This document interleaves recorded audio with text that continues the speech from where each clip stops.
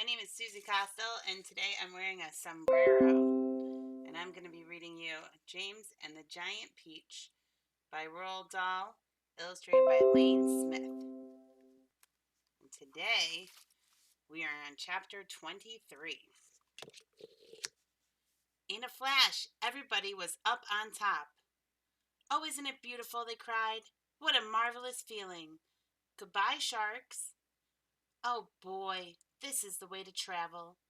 Miss Spider, who was literally squealing with excitement, grabbed the centipede by the waist, and the two of them started dancing around and around the peach stem together. The earthworm stood up on his tail and did a sort of wiggle of joy all by himself. The old green grasshopper kept hopping higher and higher in the air. The ladybug rushed over and shook James warmly by the hand. The glowworm, who at the best of times was a very shy and silent creature, sat glowing with pleasure near the tunnel entrance. Even the silkworm, looking white and thin and completely exhausted, came creeping out of the tunnel to watch this miraculous ascent. Up and up they went, and soon they were as high as the top of a church steeple above the ocean.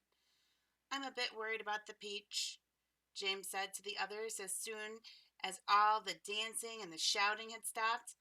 "I wonder how much damage those sharks have done to it underneath.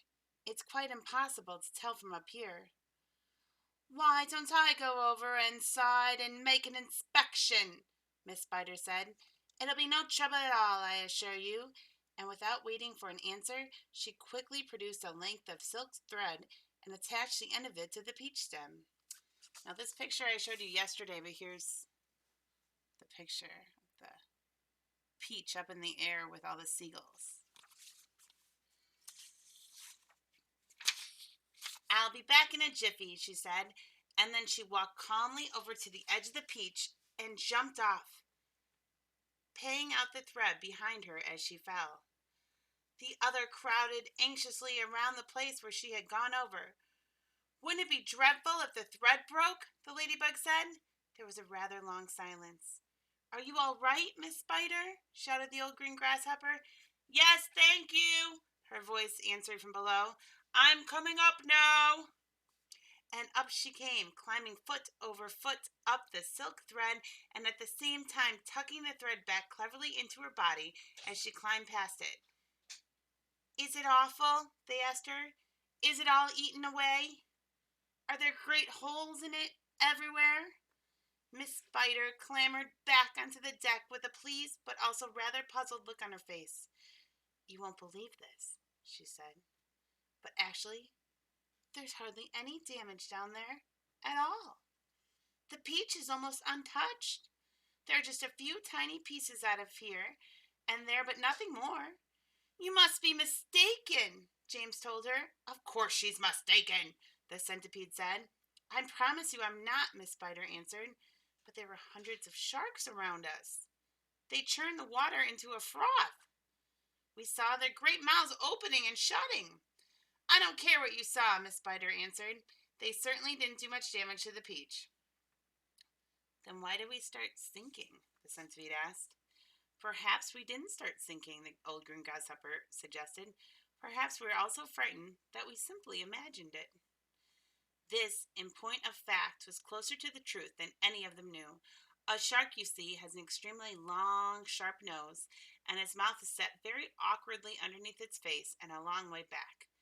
This makes it more or less impossible for it to get its teeth into a vast, smooth, curving surface, such as the side of a peach. Even if the creature turns onto its back, it still can't do it, because the nose always gets in the way.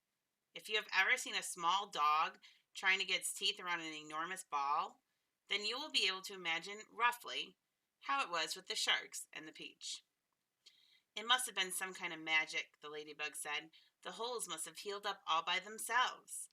"Oh, look! There's a ship below us!" shouted James. Everybody rushed to the side and peered over. None of them had ever seen a ship before. "It looks like a big one." "It's got 3 funnels." "You can't even see the people on the decks. Let's wave to them."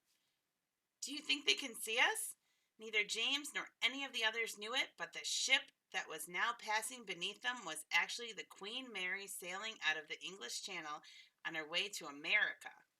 And on the bridge of the Queen Mary, the astonished captain was standing with a group of his officers, all of them gaping at the great round ball hovering overhead.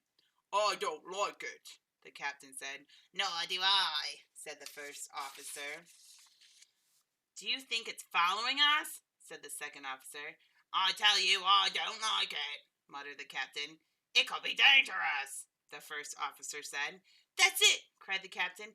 "It's a secret weapon. Holy cats! Send a message to the Queen at once. The country must be warned. And give me my telescope." The first officer handed the telescope to the captain. The captain put it on his eye. "There's birds everywhere," he cried. "The whole sky is teeming with birds. What in the world are they doing? And wait a second. There are people on it. I can see them moving. There's do I have this thing focused right? It looks like there's a little boy in short pants. Yeah, I can distinctly see a little boy in his short trousers standing up there, and there's a sort of giant ladybug. "Now, just a minute, Captain," the first officer said. "And a colossal green grasshopper?" "Captain," the first officer said sharply. "Captain, please." "And a mammoth spider." "Oh, dear. He's again," whispered the second officer. "And a simply enormous centipede," screamed the captain. "Call the ship doctor," the first officer said. "Our captain is not well." A moment later, the great round ball disappeared into a cloud, and the people on the ship never saw it again. So today is April 1st, 2020, and here's a picture of the ship. And thank you for listening. Tomorrow we will read chapter 24. Have a great day.